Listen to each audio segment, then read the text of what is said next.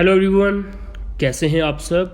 स्वागत है आप सभी का एमके क्लासेस में। तो गाइस, हम लेके आ चुके हैं lecture number 6 on accountancy MCQs, जिसमें हम आज कवर करेंगे हमारे जो रिमेनिंग क्वेश्चंस थे अकाउंटिंग इक्वेशन के ऊपर, उन्हें आज हम कवर करेंगे। हमने अपना जो प्रीवियस लेक्चर था वो भी अकाउंटिंग इक्वेशन के ऊपर ही किया था। अगर आपने वो नहीं देखा तो उन क्वेश्चंस को भी आप जरूर देख लीजिएगा। लिंक मैं आपको डिस्क्रिप्शन बॉक्स में प्रोवाइड कर दूंगा, वहाँ से आप हमारी प्रीवियस वीडियो को भी जरूर देख लीजिएगा, क्योंकि काफ़ी इंपॉर्टेंट क्वेश्चन अकाउंटिंग इक्वेशन के ऊपर हमने वहाँ पर कवर किए थे। चलिए मूव करते हैं आज के पहले क्वेश्चन के ऊपर।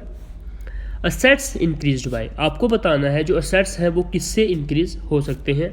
ऑप्शंस आपको प्रोवाइडेड हैं, इनमें से कौन सा ऑप्शन जो है सही होगा जिससे जो है आपके असेट्स इंक्रीज होंगे।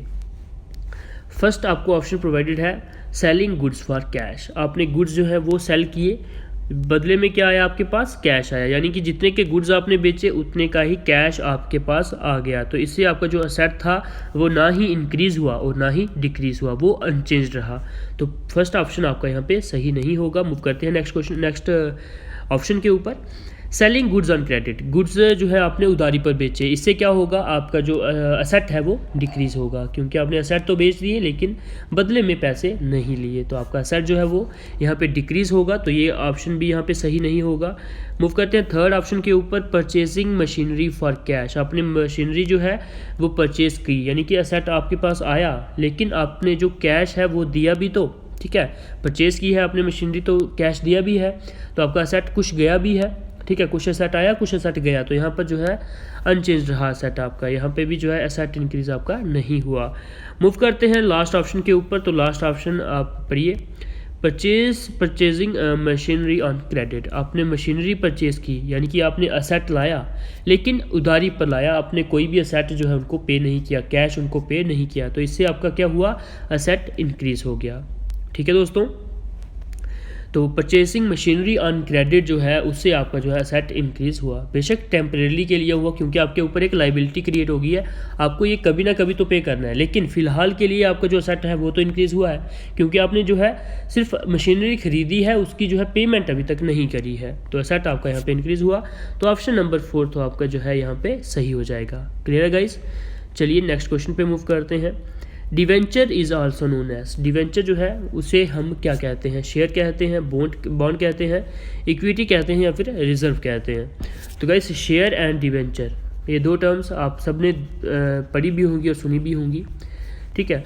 तो शेयर और डिवेंचर में क्या फ़र्क है गाइस। शेयर जब हम किसी कंपनी का जो है शेयर परचेज़ करते हैं और डिवेंचर परचेज़ करते हैं, दोनों में क्या फ़र्क है दोस्तों। डिवेंचर जब हम परचेज़ करते हैं तो उसका मतलब ये होता है कि आप एक कंपनी के जो है कुछ बॉन्ड्स खरीद रहे हो। अगर वो कंपनी जो है, उस कंपनी का अगर दिवालिया निकल जाता है इन फ्यूचर, तो आप उस कंपनी के जो असेट्स होते हैं उनको बेच के अपने पैसे कवर कर सकते हो, ठीक है। ये डिवेंचर्स का काम है। वेयरएज़ अगर शेयर की अगर आप बात करो, अगर आप किसी कंपनी के शेयर्स खरीदते हो तो आप उस कंपनी के एसेट बेच के जो है अपना जो पैसा है वो रिकवर नहीं कर सकते हो। अगर आपका शेयर, अगर अपने शेयर में पैसे लगाए हैं, अगर आपके पैसे, कंपनी डूबती है तो आपके पैसे जो है वो भी डूब जाएंगे। वेयरएज़ डिवेंचर्स में ऐसा नहीं होता है। डिवेंचर्स में आपने कुछ बॉन्ड साइन कराए होते हैं कंपनी से, जिससे अगर वो कंपनी, उस कंपनी का दिवालिया निकल जाता है तो कुछ परसेंट जो असेट होता है उसे बेचकर आप उस कंपनी के जो असेट्स होते हैं उसका कुछ परसेंट जो है बेचकर आप अपने जो पैसे हैं वो रिकवर कर सकते हो। शेयर्स में आपको ज़्यादा प्रॉफिट मिलता है, लेकिन डिवेंचर्स में आपको थोड़ा कम प्रॉफिट मिलता है, लेकिन अब यहाँ पे सिक्योरिटी ज़्यादा होती है डिवेंचर्स में, ठीक है ना। सिक्योरिटी तो है ही, क्योंकि आप उस कंपनी के जो असेट्स हैं उनको बेचकर भी जो है अपने पैसे रिकवर कर सकते हो, ठीक है दोस्तों। तो वो एक तरह का बॉन्ड होता है, ठीक है, इस एक तरह का उसे बॉन्ड बोला जाता है डिवेंचर को। होप आपको इन दोनों का डिफरेंस जो है वो क्लियर होगा। चलिए नेक्स्ट क्वेश्चन पे मूव करते हैं। ऑप्शन बी यहाँ पे सही हो जाएगा। Capital increases if dash increases, capital क्या होती है, जो भी मनी ओनर जो है बिजनेस में इन्वेस्ट करता है उसे हम कैपिटल कहते हैं। तो वो जो कैपिटल है वो इंक्रीज़ कब होगी, जब एक्सपेंसेस बढ़ेंगे, खर्चे बढ़ेंगे, तब जो है कैपिटल इंक्रीज़ होगी। जब ड्राइंग्स बढ़ेंगी तब जो है कैपिटल इंक्रीज़ होगी। जब रेवेन्यू बढ़ेगा तब जो है आपकी कैपिटल इंक्रीज़ होगी, या फिर जब लॉस बढ़ेगा तब जो है आपकी कैपिटल इंक्रीज़ होगी। गाइस बताइए इनमें से राइट आंसर क्या होगा। क्लियरली आप सब यहाँ पे बता पा रहे होंगे कि जो रेवेन्यू है, अगर आप जो है, आपका जो रेवेन्यू है वो इंक्रीज़ हो रहा है ठीक है, जो रेवेन्यू है अगर वो इंक्रीज़ हो रहा है तो आपकी कैपिटल भी ऑटोमेटिकली इंक्रीज़ होगी, क्योंकि जब भी आप कोई चीज़ सेल करते हो और उसके सेल के ऊपर आपको जो प्रॉफिट होता है उस प्रॉफिट को जो है ऐड किया जाता है हमेशा कैपिटल में। तो कैपिटल कब इंक्रीज़ होगी? जब आपका रेवेन्यू जो है वो इंक्रीज़ हो। क्लियर है गाइज? तो चलिए इसका जो है आंसर रेवेन्यू आ गया। मूव करते हैं नेक्स्ट क्वेश्चन के ऊपर। अब बात आती है कि कैपिटल जो है आपकी वो डिक्रीज़ कब होगी। ठीक है, कैपिटल जो है डिक्रीज़ कब होगी? Purchase of goods and credit. अगर आप जो है उधारी पर कोई गुड्स खरीदते हो तो उससे क्या आपकी कैपिटल डिक्रीज़ होगी? क्यों होगी डिक्रीज़? नहीं होगी, क्योंकि आपने कौन सा कैश पेमेंट करी है, वहाँ पे नहीं करी है। तो purchase of goods and credit, अगर गुड्स जो है आपने उधारी पर खरीदे हैं तो आपकी कैपिटल जो है वो यहाँ पे रिड्यूस नहीं होगी। ठीक है दोस्तों। Selling the goods for cash, आपने गुड्स बेचे लेकिन कैश के बदले में बेचे, तो यहाँ पर भी आपकी कैपिटल जो है वो डिक्रीज़ तो नहीं होगी। ठीक है, रिड्यूस तो नहीं होगी, क्योंकि आपने क्या किया, गुड्स बेचे लेकिन कैश जो है उनसे वापस ले लिया, तो कैपिटल यहाँ पे जो है आपकी रिड्यूस नहीं होगी। लेकिन जब आप थर्ड ऑप्शन यहाँ पे देखोगे, furniture purchased for personal use, आपने क्या किया, जो पैसे थे वो पर्सनल जो फर्नीचर ले लिया अपने पर्सनल यूज़ के लिए, तो उससे तो आपकी कैपिटल डिक्रीज़ होगी, क्योंकि आपने जो है मनी पे की है फर्नीचर खरीदने के लिए। ठीक है, तो कैपिटल उससे आपकी जो है डिक्रीज़ होगी। तो ऑप्शन थर्ड यहाँ पे आपका राइट आंसर हो जाएगा गाइज। ठीक है, चलिए नेक्स्ट क्वेश्चन पे मूव करते हैं। If total assets of the business are 1,30,000 and net worth is 80,000, creditors will be. दोस्तों यहाँ पर आपको बता रहे हैं कि जो असेट्स हैं बिजनेस के वो 1,30,000 हैं, लेकिन जो नेट वर्थ जो बिजनेस की है वो सिर्फ 80,000 है। फिर जो 1,30,000 था, इन दोनों में जो डिफरेंस है गाइस वो क्या है बेसिकली, वो आपको बताना है। ठीक है, यहाँ पे यही जो है बात आपको पूछी गई है कि अगर कंपनी का जो टोटल असेट्स हैं वो तो 1,80,000 के हैं, 1,30,000 के हैं, लेकिन जो उसकी नेट वर्थ बनती है वो तो सिर्फ 80,000 बन रही है। इसका मतलब है कि जो 50,000 रुपये हैं, यानी कि 1,30,000 माइनस 80,000, 50,000 आ गया। ये 50,000 जो है वो इस बिज़नेस के ऊपर लाइबिलिटी है जो कि उसने क्रेडिटर्स को पे करनी है। ठीक है, तो इसकी जो नेट वर्थ है वो सिर्फ 80,000 ही है, बाकी जो 50,000 है वो उसने देना है किसी को, इसलिए जो है नेट वर्थ में 80,000 आया। और लेकिन टोटल असेट्स जो है जो कंपनी ने ऑक्यूपाई करके रखे हुए हैं वो तो 1,30,000 के ही है। होप ये चीज़ आपको कवर होगी। जैसे नेट इनकम वाला कल हमने जो वो किया था, क्वेश्चन किया था, जिसमें हमने बताया था कि जो नेट इनकम होती है दोस्तों वो क्या होती है।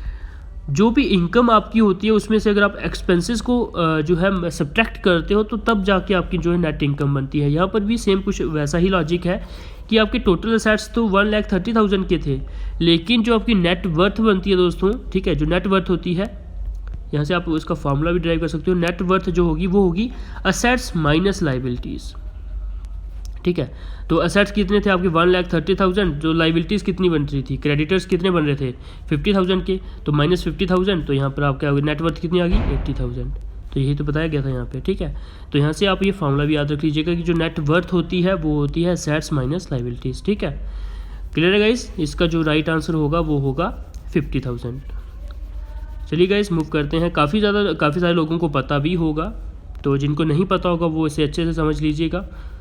चलिए दोस्तों मूव करते हैं नेक्स्ट क्वेश्चन के ऊपर। लाइबिलिटीज़ इंक्रीज्ड बाय, आपकी जो लाइबिलिटीज़ हैं वो किससे इंक्रीज़ होती हैं?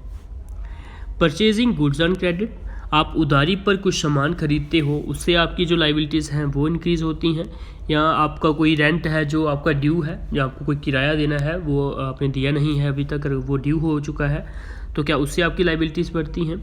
टेकिंग ऑफ बैंक लोन, क्या अगर आप बैंक लोन लेते हो तो उससे आपकी लाइबिलिटीज़ बनती है, या फिर ऑल ऑफ द अबव। तो गाइस क्लियरली यहाँ पे काफ़ी इजी क्वेश्चन है ये। आपकी जो लाइबिलिटीज़ है वो इन तीनों ऑप्शन से ही बढ़ती हैं, यानी कि ऑल ऑफ दिस यहाँ पे जो है राइट आंसर हो जाएगा। क्योंकि आप अगर क्रेडिट पे कोई सामान खरीदते हो उससे भी आपकी जो आपके ऊपर बोझ बनता है, यानी कि लाइबिलिटी क्रिएट हो जाती है। रेंट, अगर आपको कोई ड्यू है, आपको कोई किराया देना है, अगर आपने अभी तक वो नहीं दिया है, पेंडिंग है अभी तक वो, तो वो उससे भी आपकी जो है ऊपर लाइबिलिटी क्रिएट हो जाती है। या फिर टेकिंग ऑफ बैंक लोन, अगर आपने कोई बैंक लोन लिया है तो उसको भी, वो भी एक तरह का आपके ऊपर बोझ है, एक लाइबिलिटी है, क्योंकि आपको उसे तय सीमा के अंदर जो है उसे लौटाना भी है। ठीक है दोस्तों, यहाँ पे ऑल ऑफ दिस आपका राइट आंसर हो जाएगा। चलिए नेक्स्ट क्वेश्चन पर मूव करते हैं। Profit on sale of goods will B, ठीक है, जो प्रॉफिट होता है गुड्स सेल करने के बाद, ठीक है, ये ऐसा तो नहीं है जितनी हम सेल करते हैं उतना ही हमारा प्रॉफिट होता है, नहीं, सेल का कुछ % ही जो है प्रॉफिट होता है, ठीक है। तो जो प्रॉफिट हम कमाते हैं सेल करके गुड्स की, वो जो प्रॉफिट है वो कहाँ जाता है, वो क्या डिडक्ट करते हैं हम कैपिटल में से, या ऐड करते हैं कैपिटल में, या फिर लाइबिलिटी में ऐड होता है, या फिर नन ऑफ दीज। काफ़ी इजी क्वेश्चन है, मैंने अभी ऊपर आपको एक्सप्लेन भी किया था इसे डिटेल में, कि जो भी हम प्रॉफिट करते हैं सेल ऑफ गुड्स के ऊपर, ठीक है, जो भी हम गुड्स बेचते हैं उस पर हमें जो भी प्रॉफिट होता है वो हम कैपिटल में ऐड कर देते हैं, ठीक है, it is added to the capital. तो यहाँ पर आपका जो राइट आंसर होगा दोस्तों वो होगा option number 2, that is added to the capital. Profit on sale of goods will be added to the capital. Move करते हैं नेक्स्ट क्वेश्चन के ऊपर। आंसर यहाँ पे आपका 2 आ जाएगा। चलिए, कैपिटल इंक्रीज बाय, अब कैपिटल किससे इंक्रीज होती है, आपको ऑप्शंस प्रोवाइडेड हैं गाइस। ये काफ़ी कंफ्यूजिंग क्वेश्चन है, सिमिलर क्वेश्चन है, तभी मैंने सभी आज कवर कर दूंगा यहाँ पे मैं आज, ताकि कोई भी कन्फ्यूज़न आपको इनके रिलेटेड ना रहे, क्योंकि एक जैसे हैं सभी तो आपको कन्फ्यूज़न हो सकती है। जैसे अब कैपिटल कैसे इंक्रीज़ होती है, इंटरेस्ट ऑन कैपिटल, अगर कोई आपने जो कैपिटल है उसके ऊपर हमें कोई इंटरेस्ट मिल रहा है तो उससे जो है कैपिटल हमारी इंक्रीज़ होगी। सेलिंग गुड्स ऑन प्रॉफिट, आपने जो गुड्स हैं वो प्रॉफिट पे बेचे, उससे आपकी कैपिटल जो है इंक्रीज़ होगी। एडिशनल कैपिटल इंट्रोड्यूस, अगर आपने एडिशनल कैपिटल जो है वो बिजनेस में इंट्रोड्यूस की है उससे आपकी कैपिटल इंक्रीज़ होगी, या फिर ऑल ऑफ दीज। तो क्लियरली गाइस बताते बताते ही आपको समझ आ रहा होगा, जब मैं बता रहा था तभी आपको समझ आता जा रहा होगा कि जो है इन तीनों ऑप्शन से जो है आपकी कैपिटल जो है वो इंक्रीज़ होगी। क्योंकि अगर आपको कैपिटल के ऊपर इंटरेस्ट मिल रहा है, ब्याज मिल रहा है, तो उससे ऑटोमेटिकली आपकी जो कैपिटल है वो इंक्रीज़ होने वाली है। अब आप कोई जो गुड्स हैं, ठीक है, वो बेचते हो प्रॉफिट में, जो प्रॉफिट आएगा वो भी तो कैपिटल में इंक्रीज़ होगा, कैपिटल में तो ऐड होगा वो, तो उससे कैपिटल इंक्रीज़ हो जाएगी। थर्ड ऑप्शन में बात है कि एडिशनल कैपिटल इंट्रोड्यूस, अगर आप कैपिटल में और कैपिटल जोड़ते हो तो उससे भी तो आपकी कैपिटल इंक्रीज़ होगी। तो यहाँ पर आपका जो राइट आंसर आ जाएगा दोस्तों वो होगा option number 4, that is all of this will be the right answer here. Clear है गाइस? चलिए नेक्स्ट क्वेश्चन पे मूव करते हैं। Which of these is not included as a separate item in the basic accounting equation? Basic accounting equation आप सब जानते हैं, assets is equal to liabilities plus capital, यही होती है। तो आपको बताना है नीचे जो चारों ऑप्शंस आपको प्रोवाइडेड हैं इसमें से कौन सी ऐसी आइटम है जिसे हम सेपरेटली जो है मेंशन नहीं करते हैं अकाउंटिंग इक्वेशन में। सबसे पहले बात करते हैं हम असेट्स की। असेट्स को तो हम सेपरेटली मेंशन करते हैं अकाउंटिंग इक्वेशन में। इसके बाद स्टॉक होल्डर्स इक्विटी, यानी कि इसका कहने का मतलब है कैपिटल, कि जो स्टॉक होल्डर है उसकी जो कैपिटल है वो, तो कैपिटल को भी हम जो है सेपरेटली मेंशन करते हैं अकाउंटिंग इक्वेशन में। लाइबिलिटीज़ को भी हम जो है यहाँ पे कैपिटल जो है यहाँ पे आ गई, और लाइबिलिटीज़ जो है उसको भी हम अकाउंटिंग इक्वेशन पे जो है मेंशन करते हैं सेपरेटली। वेयर एज आपको रेवेन्यूज़ जो है वो सेपरेटली मेंशन हुआ देखने को नहीं मिलेगा अकाउंटिंग इक्वेशन में। तो यहाँ पर जो आपका राइट आंसर होगा दोस्तों वो होगा रेवेन्यू, ठीक है। रेवेन्यू जो है उसे सेपरेटली जो है मेंशन नहीं किया जाता है अकाउंटिंग इक्वेशन में। अकाउंटिंग इक्वेशन में सिर्फ असेट्स, लाइबिलिटीज़ एंड कैपिटल को ही जो है सेपरेट से जो है इंक्लूड किया जाता है। क्लियर है गाइस? मूव करते हैं नेक्स्ट क्वेश्चन के ऊपर। ऑप्शन ए यहाँ पे आपका सही हो जाएगा। तो दोस्तों यहाँ पर हमारे क्वेश्चन खत्म होते हैं। ये कुछ रिमेनिंग क्वेश्चंस थे, मैक्सिमम नंबर ऑफ क्वेश्चन जो थे हमने कल की वीडियो में कवर कर दिए थे। अगर आपने वो वीडियो नहीं देखी है ज़रूर से उस वीडियो को देखिएगा, क्योंकि जो बेसिक होता है अकाउंटिंग का वो वहीं पर हमने समझा था। तो जरूर से उन क्वेश्चन को देखिएगा, क्योंकि जो क्वेश्चन होते हैं दोस्तों वे बेसिक ही आते हैं, ऐसी बात नहीं है, काफ़ी टफ भी नहीं आते हैं। आपको सिर्फ लॉजिक क्लियर होने चाहिए, ठीक है। टफ क्वेश्चन अकाउंटेंसी में कोई नहीं बनता है, अगर आपको लॉजिक क्लियर है तो हर एक क्वेश्चन आपके लिए काफ़ी इजी है, ठीक है दोस्तों। ये थी हमारी आज की वीडियो। अगर आपको वीडियो पसंद आई हो इसे शेयर करिएगा और लाइक भी ज़रूर करिएगा। और अगर अभी तक आपने हमारे YouTube चैनल को सब्सक्राइब नहीं किया है दोस्तों, ज़रूर से हमारे YouTube चैनल को सब्सक्राइब कर लीजिएगा। डेली आपको 6 लेक्चर जो है प्रोवाइड किए जाते हैं for JKSSB finance account assistant and sub inspector, जो कि आपके लिए काफ़ी हेल्पफुल हो सकते हैं। विद MCQ सीरीज़ भी आपकी लगातार चलती रहती हैं, और जल्दी ही हम जो टेलीग्राम चैनल है वहाँ पर भी आपके क्विज़ेज जो हैं वो कंडक्ट करवाना जो है अल्टरनेटिव डेज पे स्टार्ट कर देंगे। तो ज़रूर से हमारे टेलीग्राम चैनल और यूट्यूब चैनल को भी सब्सक्राइब करिएगा। हमारे टेलीग्राम चैनल का नाम है दोस्तों MK क्लासेस। यहाँ से हमारे आपको सभी लेक्चर्स की PDF भी मिल जाती हैं। जो भी लेक्चर्स हम आपको YouTube पे प्रोवाइड करते हैं उनकी जो PDFs है वो आपको हमारे टेलीग्राम चैनल पे प्रोवाइड कर दी जाती है दोस्तों। All the best guys, keep preparing for your upcoming exams.